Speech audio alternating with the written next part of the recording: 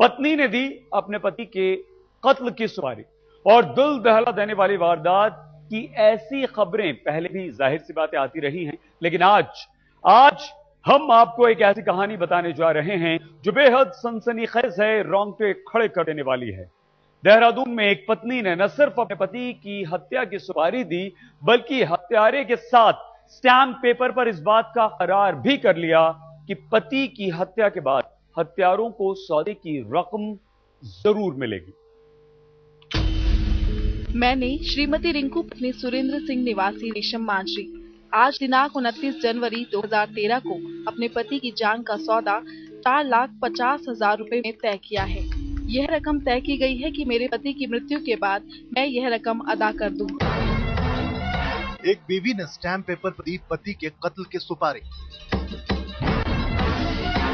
Stamp paper पर हुआ मौत का सौदा। जी हां, आप अपने टीवी स्क्रीन पर जो स्टैम्प पेपर पर लिखी तहरीर देख रहे हैं, वो हलफनामा एक बीवी ने लिखा है, और वो भी अपने पूरे होशो हवास में। मौत का यह हलफनामा लिखने वाली महिला का नाम है रिंकू सिंह। देहरादून की रहने वाले रिंकू सिंह ने न सिर्फ मौत के हलफनामे पे अपनी दस्तखत की, बल्कि इस हलफनामे के बाद कातिलों ने उसके पति का कत्ल भी कर दिया। अब सवाल यह है कि आखिर ऐसा क्या हुआ कि एक बीवी को अपने पति के कत्ल की सुपारी स्टैम्प पेपर पर लिखकर देनी पड़ी। इन तमाम सवालों के जवाब और कत्ल की कहानी देहरादून के रेशम माजरी इलाके से शुरू होती है। तारीख 17 फरवरी 2013। यही वो दिन था जब रेशम माजरी के रहने वाले सुरेंद्र सिंह के घर से अचानक गायब हो गए। गुम होने के 3 दिन बाद ही पुलिस को देहरादून के रानी खेपरी इलाके से सुरेंद्र की सिरकटी लाश मिली। पुलिस ने कत्ल की जांच शुरू की तो पता चला कि सुरेंद्र की उनकी बीवी रिंकू से रिश्ते बेहद खराब थे। जांच आगे बढ़ी और पुलिस ने जब रिंकू से सख्ती से पूछताछ की तो वो टूट गई और अपने पति के कत्ल की साजिश से पर्दा उठा दिया।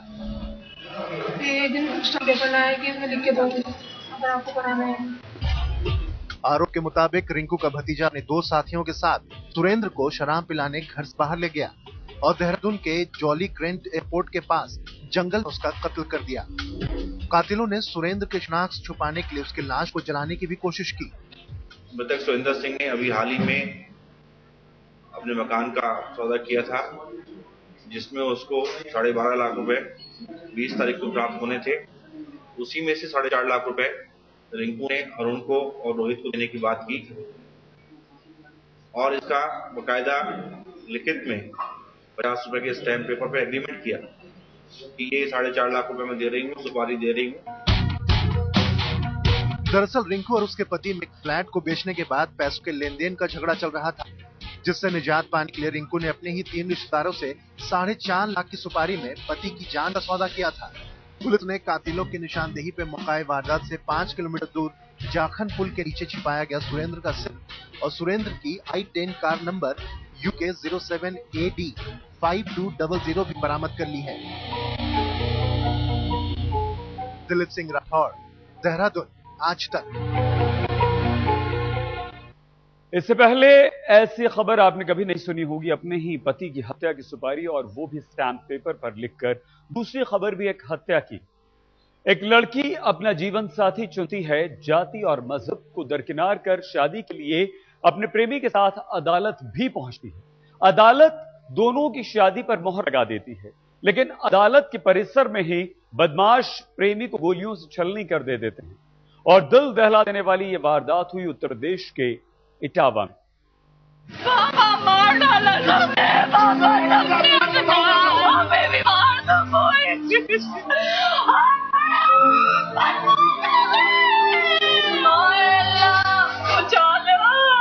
मेरे पति की बात चल रही थी। लखनऊ की रहने वाली इस लड़की ने अपनी आंखों के सामने अपने प्रेमी का कत्ल होते देखा है।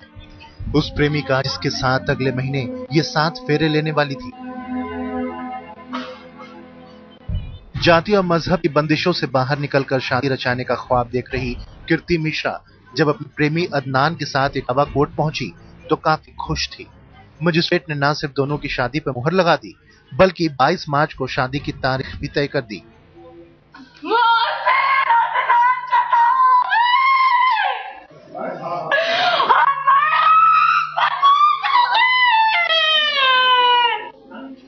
लेकिन इससे पहले कि कीर्ति अपने घर वालों को खुशखबरी सुनाती, कोर्ट परिसर में ही बदमाशों ने इसके प्रेमी अदनान की गोली मारकर हत्या कर दी।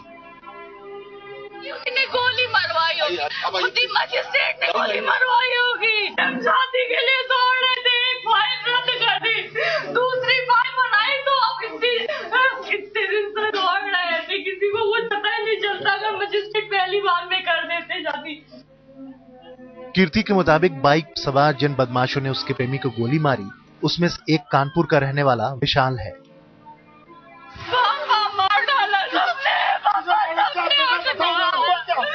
गोली मारती अदनान नाम के कटरा शमशेर खान के रहने वाले गोली मारी गई और वो उनके फादर से मैंने बात की तो वो शादी का कोई मामला है और कोई हिंदू लड़की है जो लखनऊ की रहने वाली है, उनका और इनकी शादी आज डेट लगी थी इनकी रजिस्ट्रेशन, तो उसी में वो जाने वाले हैं। उनका ये कहना था कि अगर कहीं ऐसा अनुमानता होता है, नहीं जैसे लड़की कहीं कोई बात किया है या कोई ले आए तो उसमें समय दिया जाता है 1 महीने का। उन्होंने ये कहा कि हमें ये 3 महीने बाद यहीं रहना। पुलिस भी गई थी, पुलिस के सामने लड़का लड़की दोनों सहमत बयान हुए थे, जिसके बाद यहाँ पेंडिंग बनी रही। इटावा की अदालत के बाहर दिन दहाड़े हुई इस हत्या ने हर किसी को हिलाकर रख दिया है। पुलिस हत्यारों को जल्द पकड़ने की बात तो कह रही है, लेकिन अपने प्रेमी को खो चुकी कीर्ति के लिए इस समय से उबर पाना आसान नहीं होगा। शाबिर शेख, इटावा, आज तक। और हमारी अगली खबर एक रईसजादे से जुड़ी है जिसने छेड़छाड़ की है। नोएडा के पूर्व सीईओ के बेटे की शर्मनाक करतूत सामने आई। एक 5 स्टार होटल में नाबालिग लड़की से छेड़छाड़ के आरोप में इस लड़के को गिरफ्तार किया गया है। दिल्ली में गैंगरेप के बाद यौन शोषण पर बने सख्त कानून के तहत पहली बार किसी के खिलाफ ये मामला दर्ज किया गया। करतूत ऐसी की शक्ल छुपा फिरने की नौबत आ गई। बड़े घर का गुरूर और नशे का सुरूर ऐसा छाया था कि ये जनाब बीती रात अपना होश खो बैठे। आरोप है इस लड़के ने एक नाबालिग लड़की के साथ छेड़छाड़ की। वारदात नोएडा के एक 5 सितारा होटल की है। शनिवार की रात करीब 8 बजे एक लड़की अपने मां बाप के साथ जिम और योग करने आई थी। बताया जा रहा है कि जिस कमरे में वो योग कर रही थी वही शराब के नशे में चूर ये लड़का पहुंचा और लड़की के साथ जबरदस्ती करने की कोशिश की। लड़की बड़ी मुश्किल से खुद को छुड़ाकर वहां से भागी और लड़की काफी चिल्लाकर वो बाहर निकली और अपने पेरेंट्स को बताया और तत्काल मैनेजमेंट ने फिर पुलिस को सूचना दी और पुलिस के अधिकारी वहां पर पहुंच गए। उसी समय पुलिस ने उस व्यक्ति को गिरफ्तार कर लिया और आज उसे जेल भेज दिया गया है। अब जरा जनाब का परिचय भी जान लीजिए। नाम है विवेक शर्मा।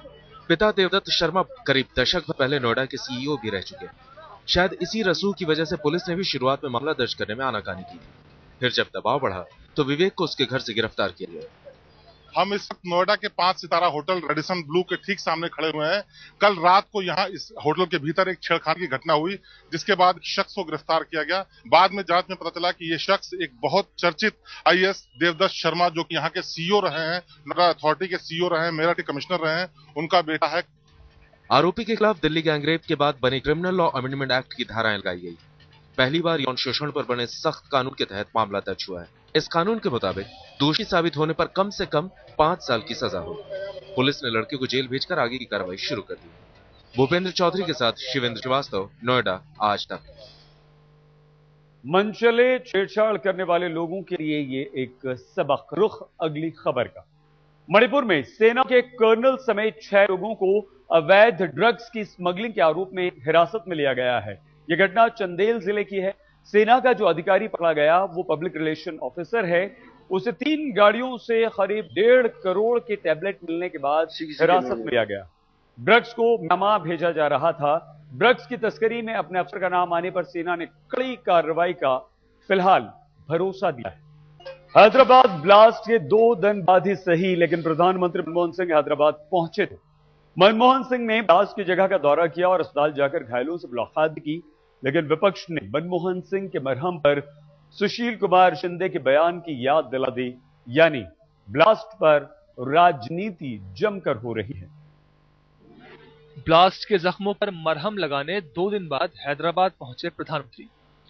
वो जख्म जो अभी तक ताजा हैं, वो जख्म जो शायद कभी नहीं भरेंगे, उन जख्मों पर मनमोहन ने लगाया मरहम। एयरपोर्ट से मनमोहन सिंह सीधे दिलसुख नगर गए, जहां बम धमाका हुआ था। प्रधानमंत्री ने मौका मुआयना किया और ब्लास्ट की जांच की जानकारी ली। इसके बाद मनमोहन सिंह पहुंचे यशोदा अस्पताल और ओमनी अस्पताल, जहां ब्लास्ट में जख्मी हुए लोगों का हालचाल पूछा। I've come here to share the grief and sorrow of the people of Hyderabad and of Andhra Pradesh, and I pray for the speedy recovery of those who have been injured. To those who have died, I send my condolences to all the bereaved family. I have been assured by the state government that all best possible medical care is being made available to the injured. Manmohan Singh ने मरहम लगाया तो विपक्ष को सियासत की बू आने लगी। बीजेपी नेताओं ने गृह मंत्री शिंदे के बयान को फिर निशाना बनाया और मनमोहन सरकार के मंत्री को जुबान पर लगाम लगाने की नसीहत दे डाली। अगर प्रधानमंत्री जी ने अपने मंत्रियों पे और अपनी पार्टी में जो उनके सहयोगी है उनके मुंह के ऊपर लगाम रखी होती तो आज जो हमारी सुरक्षा एजेंसियां हैं, पुलिस बल है, उनका मनोबल इतना नीचे नहीं गिरा होता और उसके साथ साथ ये आतंकवादी संगठन जो है उनका भी दुस्साहस जो है उतना बड़ा नहीं होता। बम धमाकों के बाद हैदराबाद की जिंदगी भले ही ढर्रे पर लौट आई हो, लेकिन उसके दिल पर लगे जख्म अभी तक ताजा हैं। ऐसे में जख्मों पर मरहम के साथ जरूरत है खुफिया एजेंसियों को और ज्यादा मजबूत बनाने की, ताकि ऐसी घटनाओं को होने से पहले ही रोका जा सके। हैदराबाद से रोहिणी स्वामी और मृदुला चंडूरी के साथ आज तक ब्यूरो। अगर आप राजधानी दिल्ली में रहते हैं और आपके घर ज्यादा बिजली का बिल आता है तो आप 2 बल्ब की जगह 1 बल्ब जलाना शुरू कर दीजिए। और इतना ही नहीं, अपनी टीवी, वॉशिंग मशीन को पैक कर दीजिए। ये हम नहीं कह रहे हैं, बल्कि दिल्ली की मुख्यमंत्री शीला दीक्षित जी कह रही हैं।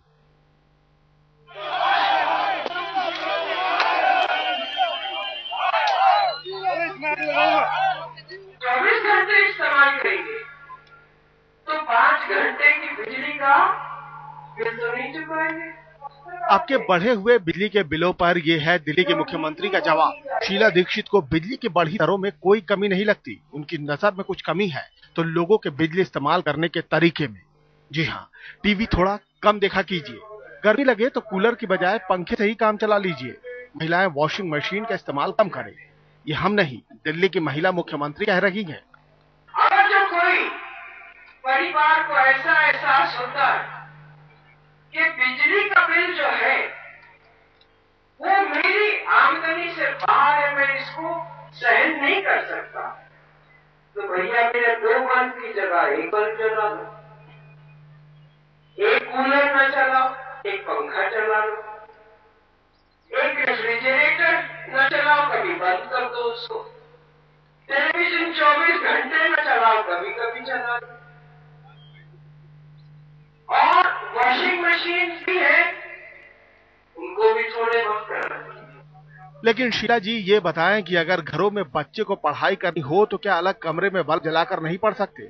आपके अफसर सचिवालय में दिन भर एयर कंडीशन में बैठे और लोग गर्मी में कूलर भी न चलाएं। शीला दीक्षित के बयान पर विरोधियों ने तीखी प्रतिक्रिया दी है। मेरा ये कहना है कि अगर शीला दीक्षित जी भ्रष्टाचार करना बंद कर दें तो दिल्ली में बिजली का बिल कम से कम आधा हो सकता है। दिल्ली में बिजली का बिल केवल और केवल शीला दीक्षित जी की और बिजली कंपनियों के भ्रष्टाचार की वजह से। देखिएगा शीला जी, कहीं चुनाव में बिजली का करंट न लग जाए, क्योंकि लोगों को बिल मांगी और बेतुकी सलाह खास पसंद नहीं आती। दिल्ली की जनता बेशक बिजली के बढ़े बिलों से परेशान हो, लेकिन मुख्यमंत्री को ये बिल जायज नजर आते हैं। उनका एक फॉर्मूला भी है जिसके जरिए आप अपना बिल कम कर सकते हैं। रेफ्रिजरेटर बीच बीच में बंद करते रहें, कूलर कम इस्तेमाल करें और 2 की बजाय 1 बल्ब जलाकर ही गुजारा कर लें।